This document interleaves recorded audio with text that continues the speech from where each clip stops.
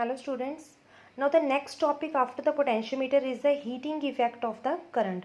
This is all about the work, energy, power you have studied in the class 9th also. So heating effect of the current, हमें भी पता है कि जब हम किसी बोर्ड को थोड़ी देर फैन चल रहा है, हमारा वहाँ पे रेगुलेटर लगा हुआ है, थोड़ी देर बाद हम उस बोर्ड को हैंड लगाते हैं तो वो वार्म अप हो जाता है। क्यों होता है? क्योंकि करंट जो है वो हीटिंग इफेक्ट हमें शो करता है।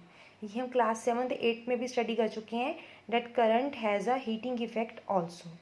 अब ये होता कैसे है और ये दिया किसने है? This concept was given by the joules. तो इसके नाम पे ही हमारे जो यूनिट्स हैं हीट एनर्जी के डेट इज़ जाउल आते हैं। अब रीज़न क्या है, क्या कॉज है हीटिंग इफेक्ट का? जब आप सप्लाई देते हो, इलेक्ट्रिक फील्ड अप्लाई होती है, बाहर से सप्लाई देते हो, इलेक्ट्रिक फील्ड जनरेट होती है, तब सारे इलेक्ट्रॉन्स ड्रिफ्ट हो जाते हैं टुवर्ड द पॉजिटिव पोटेंशियल, जैसा कि हमने पहले पढ़ा है। तो वो इलेक्ट्रॉन्स जब ड्रिफ्ट हो जाते हैं तो वो जो क्रिस्टल में आपके आयंस हैं उनके साथ कोलिजन्स होती हैं।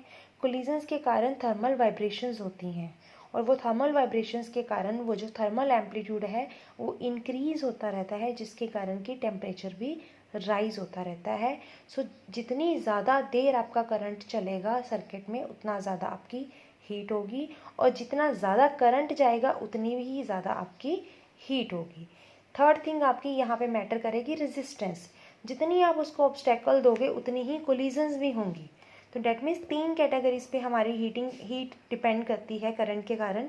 डेट इज़ नंबर 1 करंट, कितना ज़्यादा करंट जा रहा है। नंबर 2 रेजिस्टेंस, कितनी ऑब्स्टेकल्स आ रही हैं उसको तो कोलिजन्स होंगी। नंबर 3 टाइम, जितने ज़्यादा टाइम के लिए जाएगा उतनी ज़्यादा कोलिजन्स होंगी और उतनी ज़्यादा हीट एनर्जी प्रोड्यूस होगी। So the formula is heat energy is directly proportional to I square RT. I square is the square of the current, directly proportional to the resistance and directly proportional to the time. And units इसके होंगे जॉउल में।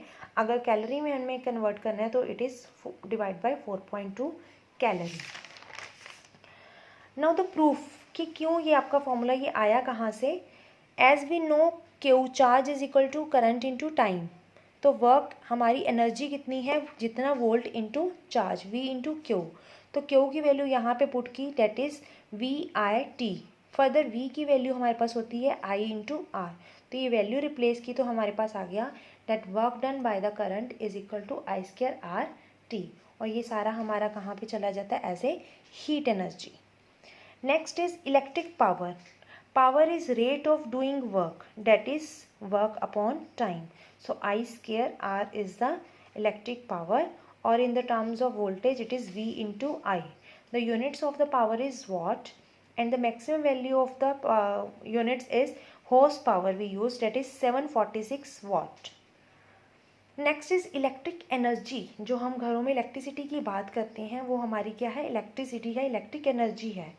वो हमारी क्या है, कितनी हमने power use की है और कितने टाइम के लिए यूज़ की है, does it P into T.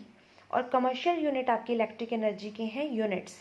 जैसे कि हमारा इलेक्ट्रिसिटी बिल आता है तो सबसे पहले वो यूनिट्स नोट किए जाते हैं, कितने यूनिट्स कंज्यूम हो चुके हैं। So 1 unit is equal to 1 kilowatt hour. Kilowatt is power, hour is time, that is P into T. So some key points from this chapter is, as the current is flow through the bulb, electric जो wires जो connect करती हैं bulb को, उनकी resistivity high होती है तो उनको जो टेम्परेचर कोफिशिएंट ज़्यादा होता है तो वो हीटअप नहीं होती।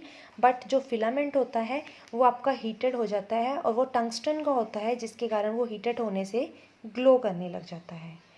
नेक्स्ट इज जितने भी हमारे हीटर्स हैं, वायर्स हैं, रोड्स होती हैं इलेक्ट्रिक रोड्स, उनमें हम नाइक्रोम की वायर यूज़ करते हैं। ऐसा क्वेश्चन आपको प्रैक्टिकल्स में पूछा जाता है that why you use the nichrome wire, because it has the high specific resistance. इसकी रेजिस्टिविटी जो है वो ज़्यादा है। हाई मेल्टिंग पॉइंट, डेट कि जितना भी आप इसमें करंट फ्लो करोगे इसका मेल्टिंग पॉइंट जो है ज़्यादा है। And not oxidise on heating, heat करने पे ये ऑक्सीडाइज नहीं होता है जल्दी जल्दी। That is why we use a nichrome wire. Next is a fuse wire. Fuse wire हमारे घरों में लगी होती है, जो यहाँ पे हमारी मेन पावर सप्लाई आती है वहाँ सीरीज़ में फ्यूज़ वायर होती है। डेट की उसकी एक वैल्यू फिक्स है कि अगर इससे ज़्यादा वोल्टेज आएगी तो वो फ्यूज़ हो जाएगा, डेट मीन्स कि वो सर्किट ब्रेक हो जाएगा। ऐसा इसलिए किया जाता है कि अगर आपके घर में सप्लाई ज़्यादा आ गई तो आपका कहीं ना कहीं अप्लायंसेस ख़राब हो जाएंगे। इसके कारण फ्यूज़ वायर लगाई जाती है इन सीरीज़। सीरीज़ का मीन्स है कि वहाँ से आपका जो है कोई और ब्रांच ना निकल के सारे के सारा करंट वहीं से पास करेगा। तो जैसे ही वो एक लिमिट वैल्यू से क्रॉस करती है तो वो वायर जो होती है वो मेल्ट हो जाती है। अब वो मेल्ट तभी होगी जब हम उसको एक लो मेल्टिंग पॉइंट की वायर को यूज़ करेंगे, और उसकी रेजिस्टेंस भी क्या होनी चाहिए, हाई होनी चाहिए, ताकि वो करंट को आगे पास ना करे। So fuse wire we use a wire having the high resistivity and low melting point, ताकि वो जल्दी से मेल्ट हो जाए और सर्किट को ब्रेक कर दे और घर की हमारी पावर सप्लाई चली जाए लेकिन कोई अप्लायंस हमारा ख़राब ना हो। और उसके लिए हम यूज़ करते हैं wire that is made of 63% tin and 37% lead. Next is efficiency. Efficiency is ratio of output power upon input power. This is a very important term in the terms of physics. आपको ये बहुत ज़्यादा ज़रूरत पड़ेगी efficiency की from the next coming chapters. Next is maximum power theorem, transfer theorem. For maximum power, आप जितनी भी लोड के क्रॉस आपकी मैक्सिमम पावर ट्रांसफ़र करना चाहते हो आप, उसके लिए एक चीज़ ज़रूरी होती है कि जो आपकी लोड की रेजिस्टेंस है वो आपकी आगे सेल की इंटरनल रेजिस्टेंस से मैच करती होनी चाहिए।